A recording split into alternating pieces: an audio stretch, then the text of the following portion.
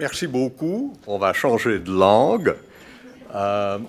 Et le thème que j'avais, c'est la transformation sociale et culturelle. Et le thème précis que j'ai choisi est un slogan, un dicton qui était très courant à l'époque de Jésus au Moyen-Orient et qu'on retrouve à plusieurs reprises dans le Nouveau Testament. À celui qui a, il sera donné et il sera dans la surabondance. J'insiste sur surabondance, c'est la version de Matthieu. Et à celui qui n'a pas, il sera ôté même ce qu'il a. C'est une description absolument exacte et scientifique du fonctionnement de l'économie et de beaucoup d'autres processus sociaux et même de processus naturels de géographie physique, etc. Donc, c'est une bonne description de la réalité et ça vaut la peine de parler de la réalité. Il faut aussi noter que si j'avais beaucoup plus de temps, je vous expliquerai le scénario absolument jouissif du jubilé qui décrit d'une façon tout à fait théâtrale le fonctionnement de ces processus cumulatifs. Et il faut de nouveau se souvenir que lorsque Jésus a commencé son ministère, il a commencé par dire « Aujourd'hui s'accomplit le jubilé ». Donc, il était parfaitement au courant d'où il partait et où il comptait arriver. Donc, les processus cumulatifs, comme je dis, sont vraiment expliquent le fonctionnement normal, banal, quotidien des systèmes sociaux. Et pour prendre le cas précis, comme on m'a demandé de faire, de l'économie, on oublie aussi très facilement que la transaction économique normale, donc presque toutes les transactions économiques, comportent non pas deux participants, mais trois participants. L'acheteur, le vendeur et les autres. Et c'est très facile d'oublier le troisième acteur, n'est-ce pas? Et d'ailleurs, non seulement c'est facile de l'oublier, mais c'est commode.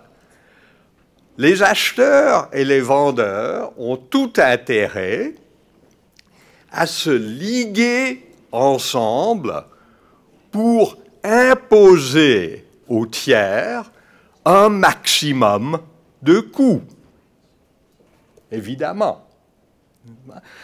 Et on cite un exemple, je rigole toujours, le Conseil fédéral avait proposé récemment de porter le coût du litre d'essence à 5 francs, qui a provoqué les cris effarouchés de la droite. Comme vous vous souvenez, quel scandale, il y a l'initiative vache à lait, etc.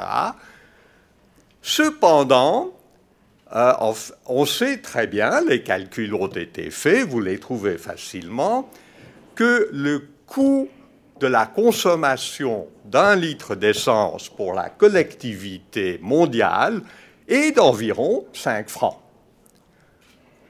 Autrement dit, si l'essence était facturée 5 francs, les bénéficiaires paieraient plus ou moins les coûts qu'ils génèrent pour la société. Donc, ça c'est la première chose. Reprenons autrement. Ceux d'entre vous qui sont assez âgés se souviendront du rapport Brundtland, Notre avenir à tous, qui date de 1987, et qui a lancé le débat onusien sur le développement durable. Qu'est-ce que le développement durable? La définition qu'en donne Brundtland n'est pas mal du tout, mais la traduction qu'en a faite les traducteurs, qui étaient en l'occurrence québécois, est absolument géniale. Parce qu'ils ont trouvé un truc que les anglophones n'avaient pas vu. C'est que le clé, la charnière de la définition du développement durable, c'est la priorité absolue qui est due aux besoins essentiels des plus démunis du monde. Le coup de génie, la trouvaille, c'est le mot démuni, n'est-ce pas? En anglais, c'était poor. Poor, c'est un mot pauvre. C'est quoi, poor? Mais démuni, ça veut dire quelque chose. D'abord, en français, quand on dit dé quelque chose, normalement, on dit qu'on enlève quelque chose à quelque chose, n'est-ce pas? Donc, on prend quelque chose à quelqu'un. Quand on le démunit, on lui prend quoi? Ben, si on est marxiste, la réponse est évidente, et d'ailleurs l'étymologie du mot est exactement dans ce sens.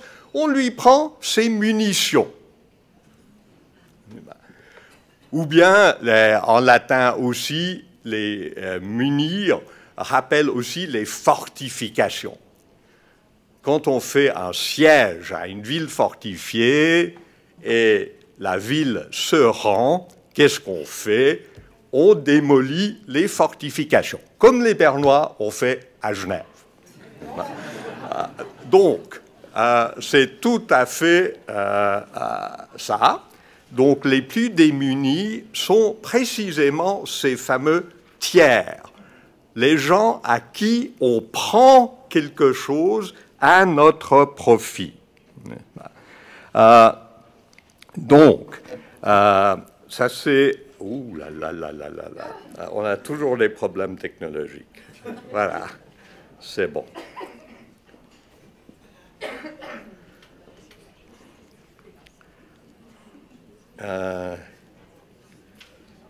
J'arrive. Donc, on est dans un domaine qui a été très débattu dans la décennie ou les 20 ans avant le rapport Brundtland, mais ça fait partie de la préparation du rapport Brundtland. C'était le fameux débat qui est toujours très vivace dans l'Église catholique, le débat sur les structures de péché que nous traduisions en onusien par structure de violence. N'est-ce pas? Il y a des structures qui sont porteuses de violence, qui font qu'on fait violence aux autres. Autrement dit, il ne faut surtout pas se culpabiliser et il ne faut surtout pas, et je suis sûr qu'on va se poser la mauvaise question aujourd'hui, parce que ça arrive à tous les coups, qu'est-ce que moi je peux faire? La réponse est rien. La question, c'est qu'est-ce que nous pouvons faire? Nous sommes dans le domaine du structurel.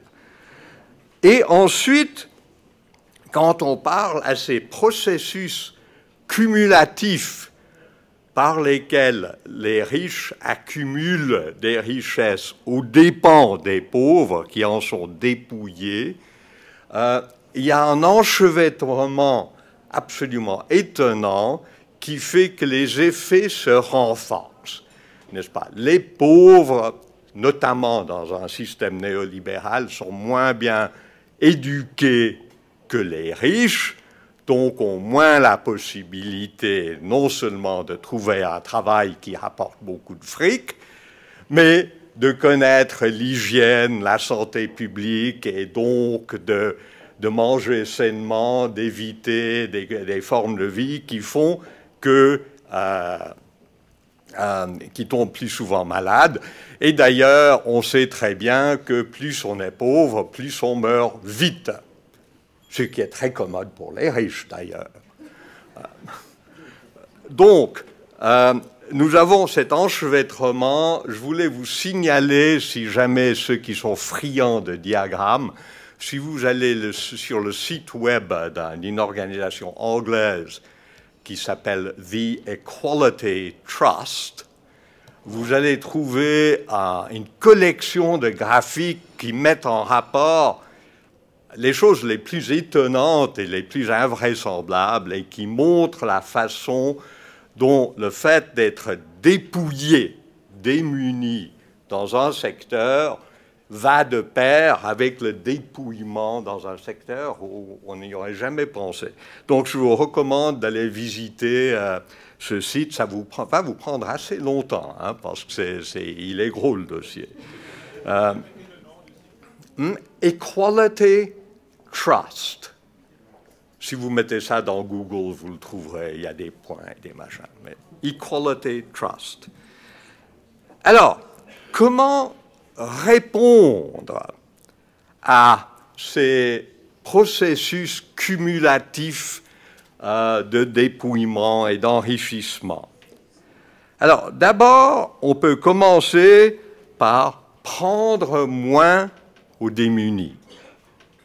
C'est déjà une bonne approche. Et on peut... j'ai encore le temps. Il y a des principes, d'ailleurs, qui sont largement acquis dans le droit mou ou le droit dur international et de plusieurs pays. Et je cite 4 de ces principes que vous connaissez tous. D'abord, il y a le principe qu'on a tendance à appeler le principe pollueur-payeur. Donc, celui qui impose une pollution au tiers devrait payer la pollution lui-même, et comme ça, il saura les coûts qu'il cause aux autres. Mais l'idée de la pollution et du pollueur est très restreinte. En fait, le simple fait d'employer quelque chose peut dépouiller quelqu'un d'autre. Et donc, même s'il n'y a pas de pollution, le fait d'employer quelque chose doit aussi tout simplement se payer. Et nous l'avons vu avec l'intervention d'un instant, que l'agriculture, les pauvres subventionnent généreusement notre consommation de junk food. Et si on le payait au prix juste, on consommerait peut-être plus de pommes. Donc, ça, c'est le principe pollueur-payeur. Ensuite, sortons du domaine du marché. Il y a aussi le principe de précaution. Parce que le principe de précaution dit, grosso modo, si vous ne connaissez pas les conséquences de ce que vous proposez de faire, ben, renseignez-vous avant de le faire. Parce que de nouveau, les conséquences, normalement, ce n'est pas vous qui allez les souffrir, c'est quelqu'un d'autre. Donc, renseignez-vous et ne vous engagez pas dans ces activités nocives que vous ne connaissez pas. Ça, c'est la limitation du principe de précaution. Il y a aussi le principe de prévention. Vous savez parfaitement bien, dans le cas de la prévention, qu'une certaine action va créer des dégâts pour des autres.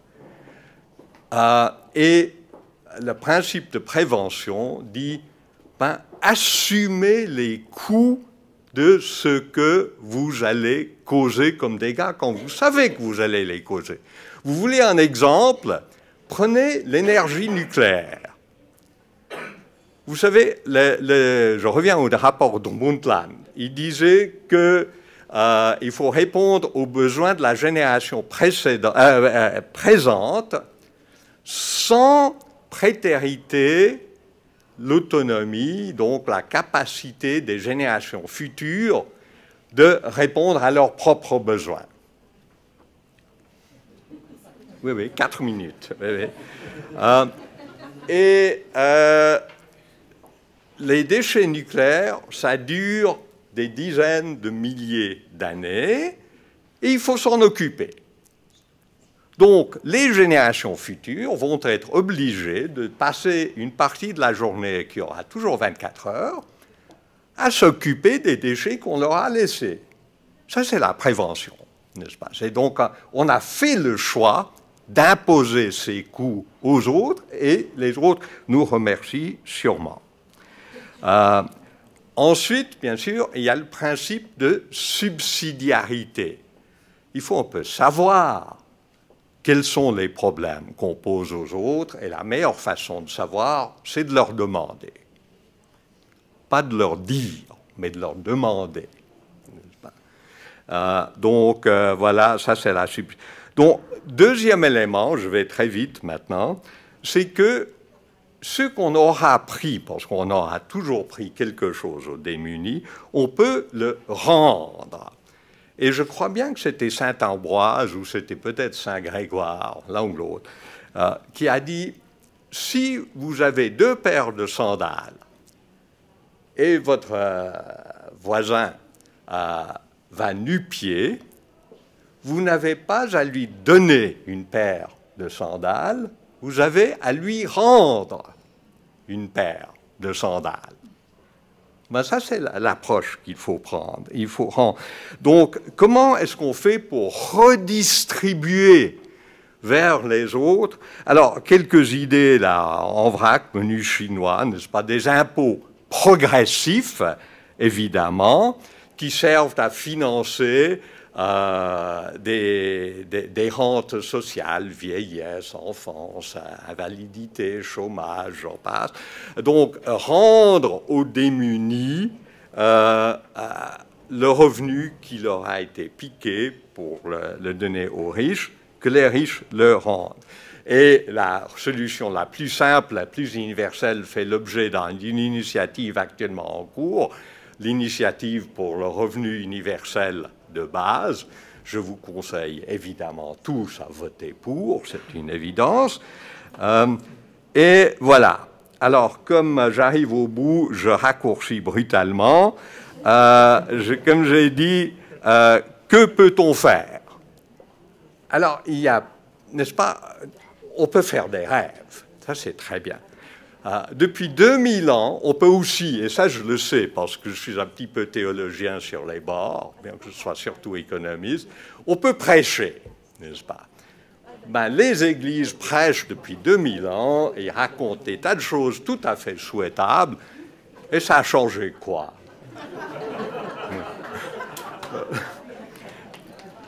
Donc, même le jubilé, le fameux jubilé par lequel j'ai commencé, se répète théâtralement dans la Bible, mais ça n'a pas besoin d'être théâtral, comme Jésus l'a dit, tous les 50 ans. Donc ça se répète régulièrement.